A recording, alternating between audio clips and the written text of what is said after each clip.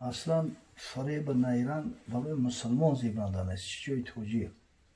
حضرت میگه من غشنو فلیس منو. کسی اینطوری حیله و نیران میکنه از ما نیست.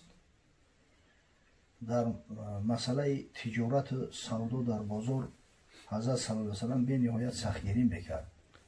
در مکه مکرمه زندگی مردم اساساً از حساب تجارت بود. اونجا نه زراعت میشود نه یگان کاری دیگه. مردم با همین تجارت روزگذرانی میکنن. در صحیح مسلم اومده است میگه حضرت صلی الله علیه و سلم به اصحاب مراجعت کرد، گفت لا تباعدوا ولا تظالموا ولا تبادروا ولا يبيع بعضكم على بيع بعض ولا تناجشوا ولا يبيع بعضكم على بيع بعض وكونوا عباد الله اخوانا. با هم دیگه قهری نکنید، پشت به هم نگردونید. حضرت صلی الله علیه و سلم نصیحت کرده است. این رو ببینید. حیله و نیرنگ نکنید برای دردام انداختن کلینت. مثلا حیله و نیرنگا متاسفانه در بازار زیاد شده است.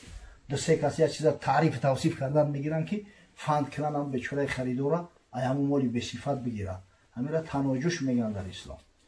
ولا یبیع بعضکم علی بیع بعض. سودای همدیگر را نزنید. همدیگر را مقصد که بر دروغ کلینتوش ای پیشش دور نکنه. و کونوا عباد الله اخوانا. بندهای خدا ها برادر باشه. شما را خدای تعالی برادر اعلام کرده است. المسلم و اخو المسلم. مسلمان برادر مسلمان است. اینما المؤمنون اخوه میگه خدای تعالی در قرآن. المسلم و اخو المسلم. مسلمان برادر مسلمان که هست حق خیانت کردن نداره. فلا یظلمه ولا یخذله ولا یحقره. مادام که برادر تای تا حق نداری که ظلم کنی در حقش. تا حق نداری که مقصد او را مذاق مسخره کنی. تا حق نداری مقصد تحقیر مذاق مسخره میآید. تا حق نداری که او را مقصد که آبروش بریزانی، شرفش پس کنی. بحسب امرئ من الشر ان یحقر اخاه المسلم. برای مسلمان همین بدی برای دوزخ اومدنش کفایه است که برادر مسلمان خودش تحقیر کنه. برادر مسلمان خودش طعنه بزنه. همین کفایه است. همین یک گناهی به نهایت سخت حساب میکنه و به سبب همین با مجازات پروردگار گرفتار میشه انسان. التقوا ها هنا و یشیر الی صدره 3 مرات. حضرت گفت تقوا در همین جای 3 بار به سوی سینه‌اش میگه اشاره کرد. التقوا ها هنا. مسلمان حق نداره که در حق مسلمان خیانت کنه. خاصتا در همین تجارت در بیع. اصلا بگیریم ولی در تجارت متاسفانه ما دست به تجارت بزنیم و قاعده های همین بیع نمیدونیم. خریدار بعضی اختیارها داره. خیاری رؤیت داره، خیاری شر داره، خیاری عیب داره. نمیفهمیم اینم تری چیز داره.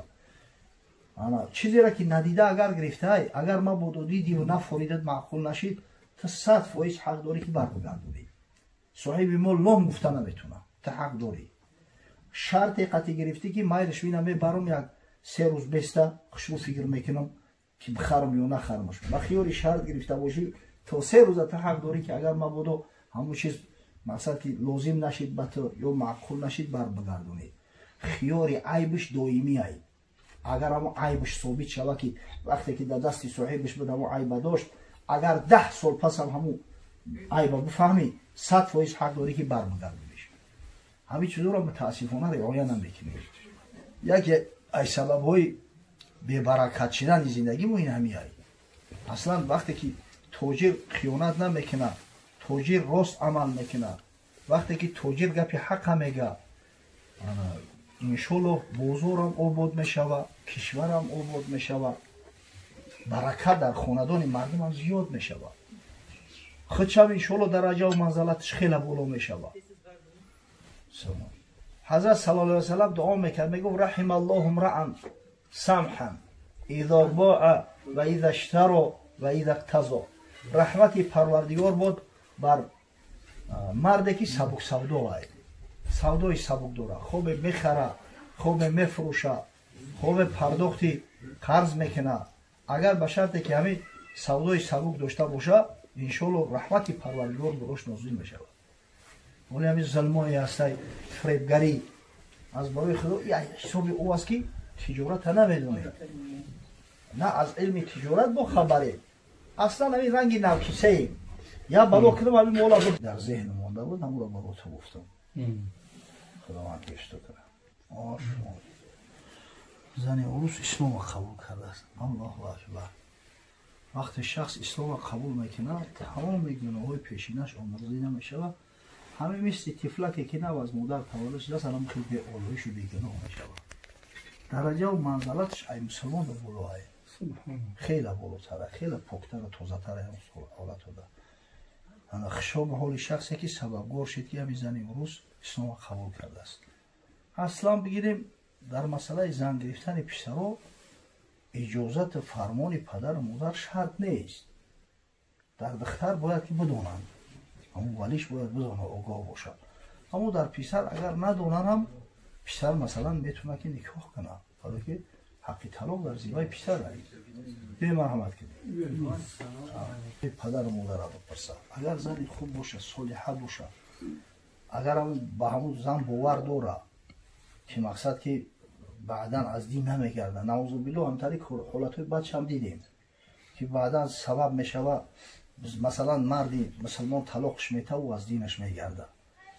ҳамин чизро ҳамаро бояд ки аввал хуб бисанҷа, аниқ куна, баъд даст ба ин кор бизанад. зеро ки бисёр масъулият бузург мешавад. худое накарда ба айби ҳамин агар ҳамун зан аз ислом хориҷ шавад, вой ба ҳолаш ки як мусулмона кофир кардааст, пага дар пеши худо ҷавоб мегӯяд. ҷавонмард шавад, ба нашавад ки занака бигираву айси падару модараш талаб кунад ки сараш дебо сараш бита. немароҳ кардан дар кор нестай. мо бояд саъй кунем ки як одам аз рафтору кирдори мо мақсад аз мусулмон будани мо ба ваҷд биёяв майл кунад ки ҳамин дини ислома қабул кунам. аз ӯ касое набошем ки баръакс рафтор мекунанд. вале ҳастанд бачаҳои тоҷик меравад духтари руса мегира, ду рӯз пас мепартояш бо думият дугонаша мегира. ҳамон одаме ки майл рағбат ба ислом дора, агар ҳамин кору рафторро бибинад, дилаш хунук мешавад. дар инҷо гунаҳгори сахт мешед. агар ба шарте ки кӯмак карда наметуни дар дини ислом, саъй ки зиёнат нарасад. чун во намекунӣ гиреҳе, худ гиреҳ мабош. ягон гиреҳ ҳавӣ карда наметуни, ақаллан худат гиреҳ нашав.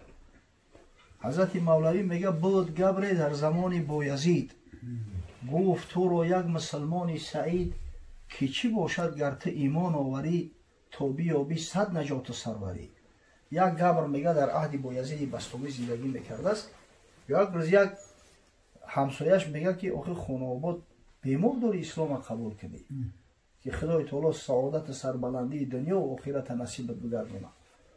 гуфт он имон агар ҳасте мурид, он ки дорад шайхи олам боязид, ман надорам тоқати он, тоби он, конфузун омад зи кӯшишҳои ҷон. гуфт агар имони ислом гуфта, ту имони исломи ҳамин боязиди бастомида дар назар дошта бошӣ, зури ман намерасад. ин мардак солаи 12 моҳ рӯзадорай, ҳама шаб то саҳар дар қиёмай. боз имон худгаримони шумост, не бадон майл астама, не муштаҳост. не ки агар имони ислом гуфта, ҳамин имони исломи хита дар назар дошта бошӣ, ягон зара майл рағбат надорам, дурӯғ мегӯй, тӯҳмат мекунӣ, ғайбат мекунӣ, ҳаққи мардума мехӯрӣ, аз барои савоб охи тоата ибодата мелангӣ, аз ҳаром парҳез намекунӣ. охи куҷои ту мусулмонияй? ҳамин одаме ки ҳазор майл рағбат дошта бошад ба ҳамин дини ислом, рафтору кирдори баъзиҳоро мебинад, дилаш хунук мешавад, дилаш мемонад. барои иншоалло духтар мусулмон шудааст, хушоб ҳолаш, мартаба ва манзалаташ хеле баландаи, ранги малоика аёлӣ, гуноҳ надорад. агар мегирӣ хушоб ҳолот, неки саъй ки ноҷавонмардӣ накунӣ, ҳаққа риоя кунӣ. аслан ҳамин чӣ хеле ки мард дар зиммаи зан ҳақ дорад, занам дар зиммаи мард ҳақ дорад. як ҳоҷи яро занг мезана, ай Россия зани русӣ гирифтагиам хеле, ӯ русу мехонанд камкам, ранги мо танбал нестанд. охи ҳамин хондааст дар бораи ҳаққу ҳуқуқе ки занак дар зиммаи мардак дорад хондааст, ира каштар чиқар будааст. инай тари гапо будааст. ина мақсад ки тамёра риоя намекунӣ. оказывается ман барои ту як кухарка нестам. ту имкону шароит дорӣ, ту бояд хӯроки маро муҳайё кунӣ, бигирӣ биёрӣ. این خانواده چیکارش کنم میگه این توشه در خط خونده است. گفتم این منتالیته شو دیگه های وقتی که میگرفتی همین را باید به نظر میگرفتی بعدا خیلی بخبر شده است. این زنه که توجی که بی سواد نیست میخونه ای حق حقوقش کچه طلب میکنه مردک شوخی شریعت رخصتش داده است توخی شرایط امکان داره که تعمیلش کرد یه جای دیگه گریز نیست. زنه که گرفتی مهرش در کلت فرض میشوه نفقش در کلت فرض میشوه باید جوان مرد بشه مقصد که دیگه هبینش کردی وظیفه مرد همی های. خداوند همت شو بلند بگردونه ای برادر را که اون وقتی که زنی را که نه تازه مسلمان شده است نکاح میکنه میگیره حق و حقوقش رعایت کنه محبت همون زنه به اسلام بازم بیشتر و زیادتر بگردونه. آمین.